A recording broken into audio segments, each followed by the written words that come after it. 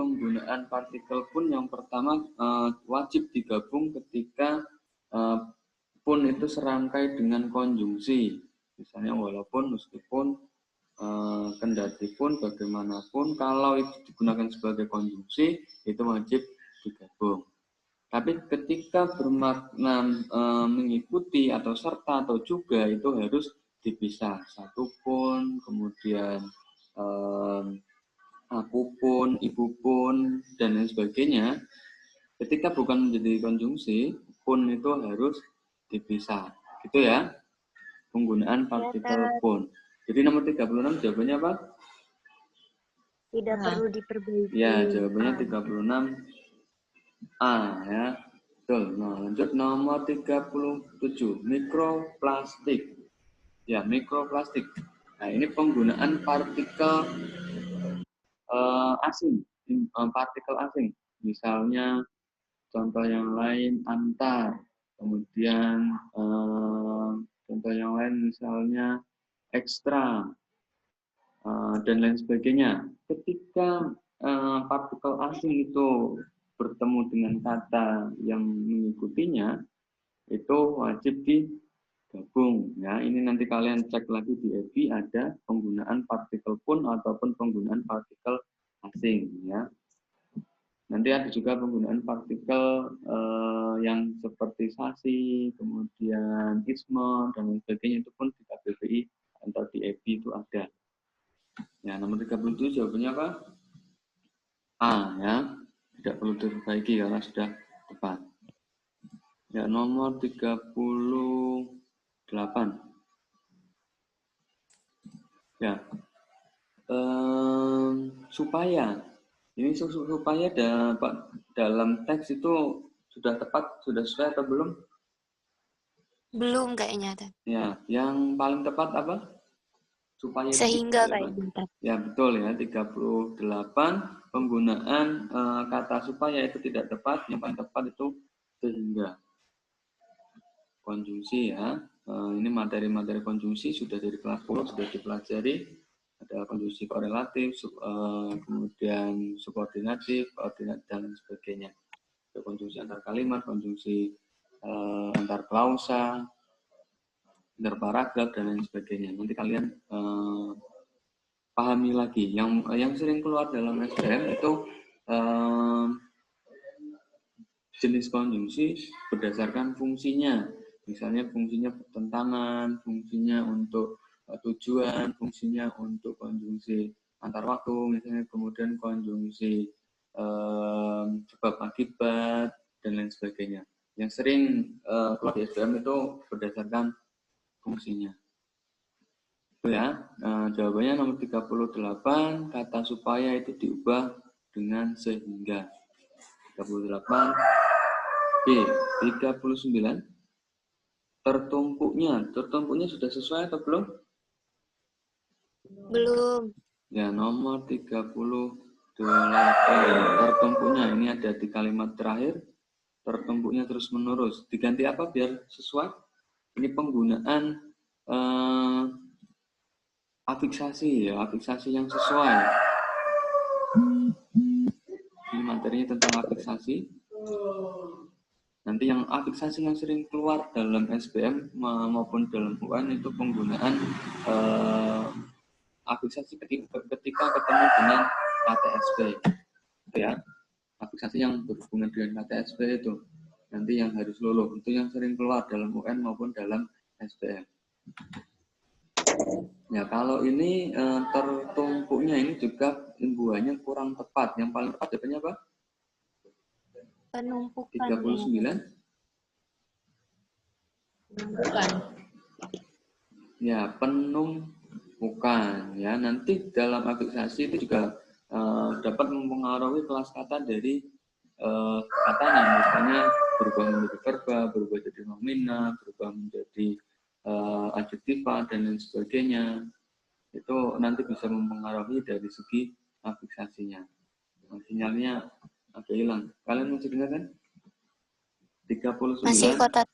B ya. Kemudian terakhir 40. Nah, ini ada kalimat yang tidak tepat. perbaikannya yang paling tepat yang mana? Berarti A sudah pasti salah ya, ini kalimatnya kurang tepat.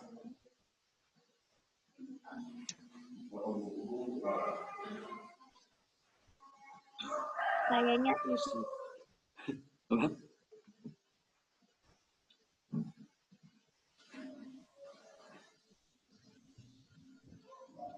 Ya, nah kalian yang A itu sudah jelas salah, kemudian yang B partikel itu telah meneror, itu kurang ya, masih kurang tepat. Yang opsi B, opsi C, partikel itu yang telah meneror, yang telah, ini yang telah juga tidak sesuai ya. Kalau telah itu kan sudah berlangsung ya, kalau yang itu nanti berhubungan dengan kalimat yang sedang terjadi, atau kalau dalam bahasa Inggris itu kan ada past, ada present, dan sebagainya itu ya. Nah, ini penggunaan yang kurang tepat dalam kalimat C. Yang D juga ada penggunaan yang, itu yang kurang tepat. Kemudian jawabannya yang paling tepat 40E. Itu ya, yang dihilangkan, kemudian diikuti tanda koma untuk memisahkan masyarakat dunia dan Indonesia. Nomor 40 ada yang ditanyakan? Tidak ada ya. Ya, lanjut. Yang SBM tahun 2018. Kemarin sudah di-download kan? Sudah kan? Sudah. Ya, kita bahas yang SBM 2018. Ya, nomor 1, gagasan utama. Kemarin sudah kita bahas dalam e-learning juga ya. Gagasan utama itu apa, karakteristiknya seperti apa. Itu kemarin sudah sempat kita bahas. Kalau kalian sudah baca teksnya, gagasan utama pada paragraf pertama. Jadi yang kalian harus cermati ini di paragraf 1 ya. Ya, nomor 1 jawabannya apa? C. Apa? Saya tuh. Ini sudah pernah saya kasih kan apa belum sih? Yang SBM 2018? Belum dibahas. Belum dibahas ya? Belum dibahas tadi. Ya, gagasan paragraf pertama, gagasan utamanya. Kalau dalam UN itu enak, tinggal kalau nggak di akhir, di awal pasti ada kalimat utamanya. Jadi bisa mengambil kata kunci dari kalimat utama kalau dalam UN. Tapi kalau dalam SBM agak susah. Kalian biasanya harus membaca dulu, harus menyimpulkan dulu keseluruhan kalimat dalam satu paragraf itu, kemudian kalian buat kata kunci yang mewakili dari keseluruhan kalimat-kalimat dalam paragraf. Kalau SBM biasanya seperti itu. Jadi kalian memahami masing-masing kalimatnya atau memahami satu paragraf itu. Tapi kalau UN lebih enak, kalian bisa mencari kalimat utama, kalian cari kata kuncinya saja. Ya, nomor 1.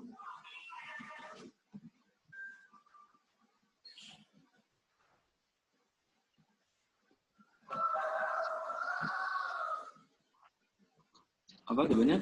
C ya. Nah, di situ dari paragraf 1 itu kebanyakan membahas tentang remaja yang mengeluhkan sakit tulang belakang ya. Ada jawaban lain mungkin dari kalian? Nggak ada ya. Ya, nanti kalau kalian cermati di situ pokok pembahasan dalam kalimat pertama itu tentang remaja yang mengalami sakit tulang belakang yang meningkat. Ya, lanjut kalau nggak ada pertanyaan. Nomor 2, kesalahan penggunaan tanda baca ditemukan pada kalimat nomor berapa? Nomor 2, penggunaan tanda baca.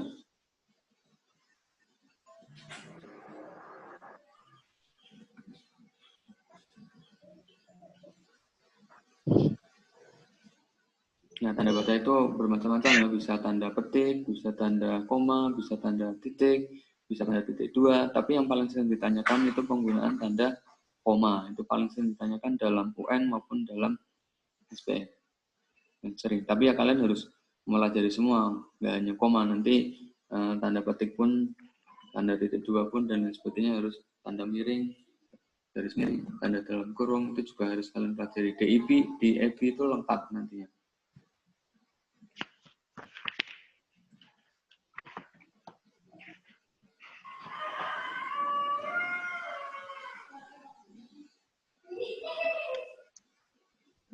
Ya, kita bahas yang kalimat nomor 2. Padahal itu penggunaan tanda koma setelah padahal sudah sesuai atau belum?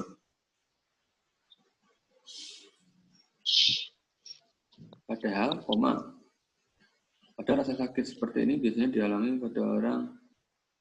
Ya, kita lewati dulu ya. Bisa jadi nomor 2 itu kurang tepat. Kemudian nomor 3. Anak remaja ini ternyata gemar menggunakan gadget, koma, seperti ini sudah tepat sekali ya penggunaan tanda koma untuk perincian. Perincian itu wajib menggunakan tanda koma. Nomor 3 tepat. Berarti bukan jawabannya yang B. Nomor 4, banyak dari mereka yang bermain pijat dan bertengkurap, dan akhirnya sehingga ya ini juga sudah tepat ya untuk perincian yang bersama dengan nomor 3. Nomor 6 D. Di samping itu juga ada. Nah, ini juga mirip dengan yang opsi nomor 2. Nah, kita lewati dulu. Kemudian yang terakhir yang E nomor 8. Ada bermacam sensasi ulang-ulang seperti langsung, semutan, seperti hal gigi. Ini nomor 8 itu mirip nomor 3 dan nomor 4. Ya, yang paling tepat mana antara nomor 2 dan nomor 6? Tadi berarti antara opsi A dan opsi E itu ada yang salah. Kalau 3, 4, 8 kan sudah benar itu ya. Tinggal nomor 2 dan nomor 6. Kira-kira yang paling tidak tepat yang mana? Yang kesalahannya fatal. 6. 2. Kenapa 2? Yang paling tepat atau yang paling tidak? Yang paling salah, tepat, yang paling salah ya, yang paling salah. Ini kan yang ditanyakan kesalahan ya. Kalau nomor 3,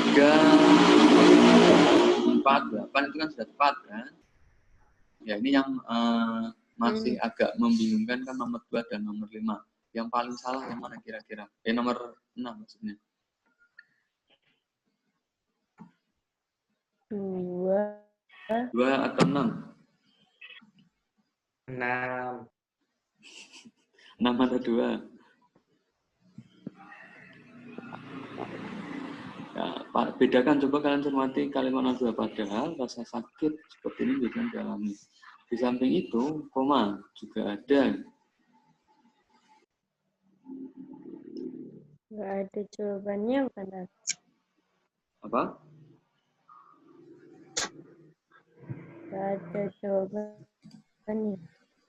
Ya, kalau menurut saya yang nomor 2 itu yang paling tidak tepat itu nomor 6.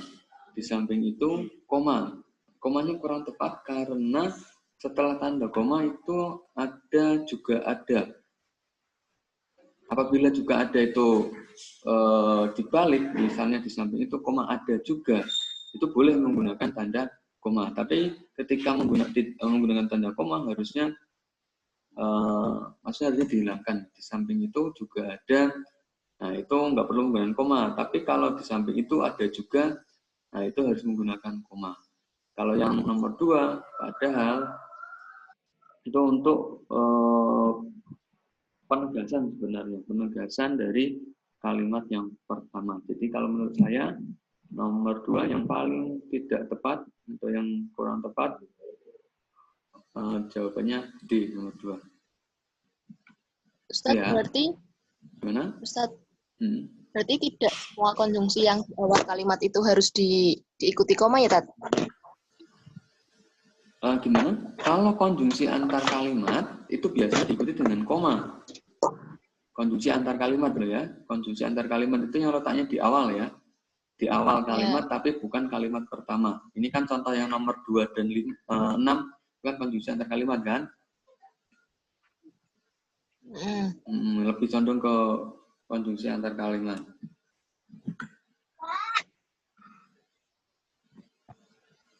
Jadi nomor 2 itu malah saya benar. Kalau yang nomor 6 kurang tepat. Karena itu tadi harusnya dihilangkan. Tapi kalau misalnya nggak dihilangkan itu dibalik. Ada juga yang meningkat. Itu kan juga ada harus dibalik. Itu nggak apa-apa menggunakan tanda koma, karena nanti dalam pemanaannya akan berbeda. Itu ya, lewati dulu. Nomor 2 itu kalau saya jawabannya D. Nomor 3. Yang jawabannya tidak terdapat dalam teks. Ini harusnya gampang. Apa ini? Kalau kalian baca itu pasti tahu. Jawabannya pertanyaan. Ya, di nomor 3 ya. Ini tidak dijelaskan kapan. Kalau dalam teks ini tidak dijelaskan kapan para analis menggunakan gadget. Betul, nomor 3 ini gampang. Nomor 4, kata ini kalimat ke-7 merujuk pada apa? Kayaknya D, Tat. Ya, D. Nomor 4. Ya, jawabannya D ya, itu ada di kalimat sebelumnya ya. Betul, nomor 4 jawabannya D. Nomor 5, kata sambung yang salah atau kata hubung yang salah atau konjungsi yang salah. Yang kurang tepat yang mana?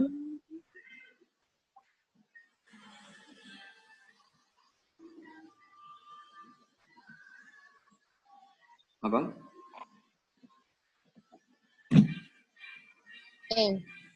Ya betul sekali. Nomor 5 harusnya diganti apa? Tetapi Namun itu harus diganti apa? Apa? Akan tetapi.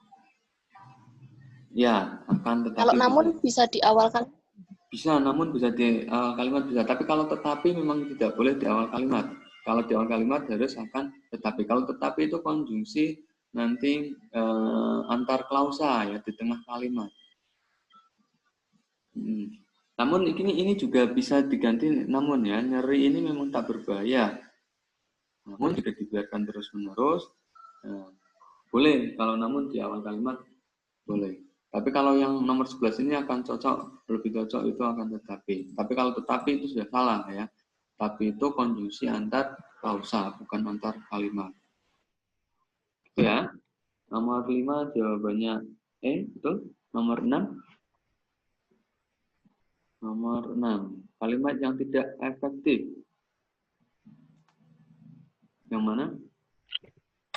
Nomor opsi A itu 2. Opsi B 4. 2 akibatnya. Benar ya. Yang A benar. Yang B. Kalimat nomor 4. Inti dari kalimat tidak efektif itu kalimat yang nantinya kalimat tidak efektif tahu ya. Konsep dari kalimat efektif itu intinya kalimat yang paling mudah dipahami pokoknya. Yang tidak jelimet, yang tidak bertele-tele, yang tidak berlebihan, yang tidak ambigu, itu kalimat efektif. Jadi kalau tidak efektif berarti yang ambigu, yang bertele-tele, yang susah dipahami. Nah, itu termasuk yang tidak efektif. Nomor 4 sudah benar ya? Masih dipakai. Umumnya. Loh. Nomor 5 juga sudah benar ya?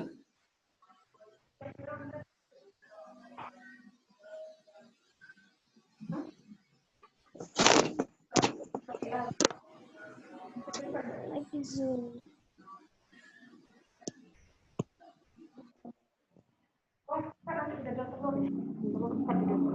Ya, salah satu karakteristik dari kalimat tidak efektif itu kalimat yang strukturnya tidak sesuai atau yang tidak ada subjeknya biasanya. Kalau dalam UN itu ada soal yang sering muncul itu kalimat yang tidak ada subjeknya itu nanti termasuk kalimat tidak efektif. Ya, kalau dari soal nomor 6 nih yang kira-kira yang paling tidak efektif yang mana? Kayaknya Tat. Yang itu kata yang sering ditemukan kasus stroke yang disebabkan oleh pertumbuhan oleh pembuluh darah yang mudah pecah atau balance darah seperti penyakit yang diturunkan oleh orang tua penderita. Nomor 6, pada golongan ini penyebab stroke adalah stres. Pada golongan hidup tidak sehat seperti ya, kalau menurut saya nomor 6 ini yang paling tidak efektif itu nomor 6 atau D. Kenapa saya jawab nomor 6? Karena di sini kalian cermati di kalimat nomor 6. Ini panjang dan bertele-tele. Pada golongan ini, koma, penyebab, koma, faktor turunan, koma, dan gaya itu yang tidak koma, seperti penyalahgunaan narkoba dan alkohol. Jadi ini agak beribet, agak jelimet kalimatnya. Nanti bisa disederhanakan sebenarnya kalau kalimat nomor 6 ini bisa diubah menjadi kalimat yang lebih efektif. Kalau nomor 8, nomor 6 juga subjeknya kurang begitu jelas. Kalau kalimatnya masih tetap seperti ini. Ataupun yang nomor 8, kalau nomor 8 menurut saya walaupun panjang itu lebih mudah dipahami dibandingkan kalimat yang nomor 6. Kalau menurut saya seperti itu. Ada jawaban lain mungkin? Itu ya. Kita lanjut dulu ya, nanti sambil kalian cermati kembali kalimat-kalimat di opsinya. Nomor 7, simpulannya? Ya, simpulan kalau dalam soal SBMPTN itu hampir nggak pernah simpulan itu secara tersurat. Nggak mungkin secara langsung.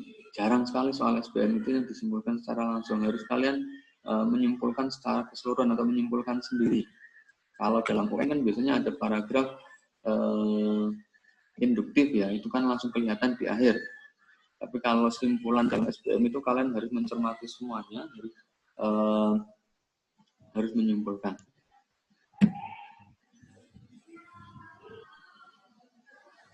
Itu ada yang chat apa ya, nggak sempat kebuka. Ya, jadi untuk mempercepat ketika kalian bertemu dengan soal simpulan, kalian harus memahami kata kunci dari masing-masing paragraf atau masing-masing kalimat. Dari sebuah paragraf kan ada beberapa kalimat, kalian pahami kata kuncinya saja. Seperti kalau kalian belajar bahasa Inggris, dalam sebuah kalimat kan pasti ada kata kuncinya biar mudah dipahami kan. Nggak harus, kalau kalian belajar bahasa Inggris itu kan, kalian nggak harus mengartikan kata demi kata dalam satu kalimat itu kan. Nah, di bahasa Indonesia pun juga sama. Jadi kalian dalam satu kalimat itu kata kuncinya apa sih? Nah, itu kalian bisa menemukan dan nantinya bisa menjawab dengan cepat. Ya, nomor 7 simpulannya. Kayaknya Tat. Ya, ada jawaban lain? C.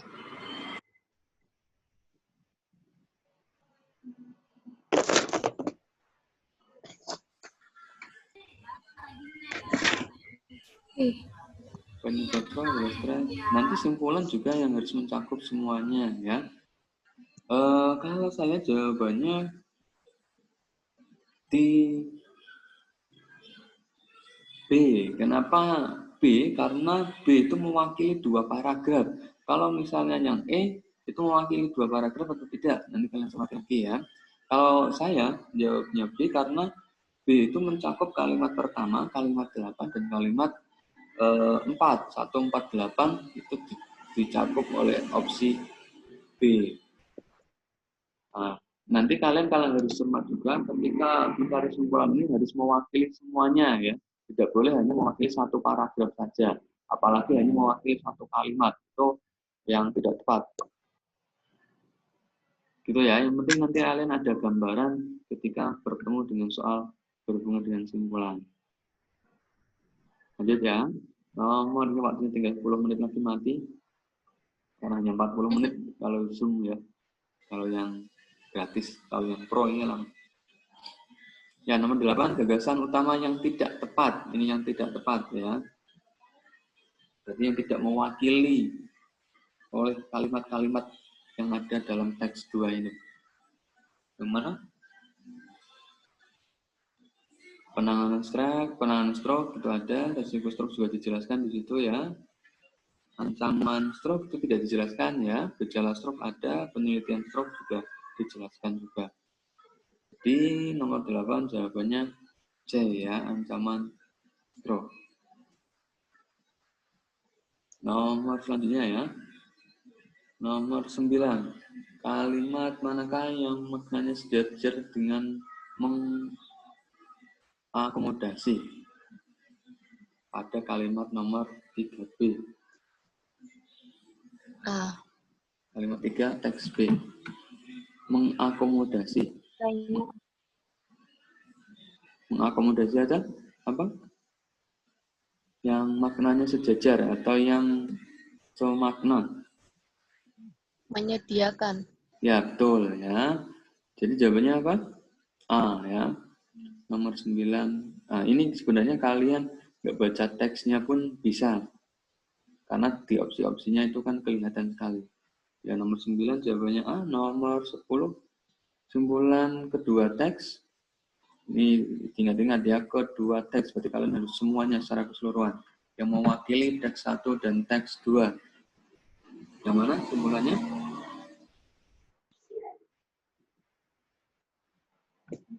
Ini yang mendekati itu kalau yang A itu sudah pasti salah ya. Yang B itu ada kemungkinan, yang C itu ada kemungkinan, yang D itu sudah pasti salah ya. Yang E itu sudah pasti salah. Jadi yang paling mendekati antara B dan C. Kira-kira yang mana yang mewakili dari kedua teks yang bisa menjadikan simpulan kedua teks?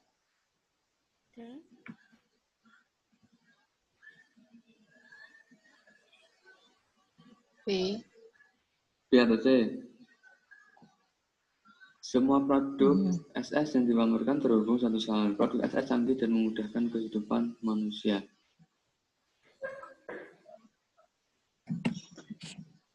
Ya, kalau saya ini memang yang paling mendekati ya B dan C. Tapi kalau saya jawabnya C. Kenapa C? Karena yang lebih mewakili semua itu antara teks 1 dan teks 2 itu C. Kalau B itu, kalau menurut saya hanya mewakili teks 1 tok. Itu ya, nanti dicermati lagi siapa tahu saya kurang tepat. Lanjut dulu, nomor 11. Biar selesai 15 soal, pas waktunya. Informasi yang terdapat dalam teks 3A, tapi tidak terdapat 3B. Ini yang ada di teks 1, tapi tidak ada di teks 2. Yang mana ini, nomor 11? Ini kelihatan ya. Jawabannya ini gampang kalau kalian cermat. Itu ada, bukan termasuk soal susah, sebenarnya nomor 11. Jawabannya nomor 11, A ya. Forum S, Kuala Lumpur, dan Kuala Lumpur Convention Center. Ya, nomor 11, A ya. Nomor 12. Kalimat mana yang salah satunya ditulis secara tidak tepat? Ya, ini soal seperti ini juga kalian sebenarnya tidak perlu melihat teks. Langsung dibandingkan opsi-opsinya. Ini tinggal 1 menit lagi sebelum selesai. Ini mau mati sendiri nanti. 12, jawabannya apa? Kayaknya B kan. B ya. Penggunaan P ya. Harusnya menggunakan P ya. Provinsi. Ya, 12B, kemudian 13. Yang pilihan kata tidak tepat lagi.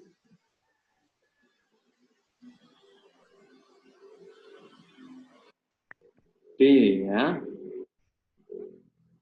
Pemerintah tetap memperoleh salah ya harusnya. Peroleh itu kata dasar ya. Pokoknya ketika afiksasi itu bertemu dengan kata dasar KTSP itu harus luluh ya. Jadi yang paling tepat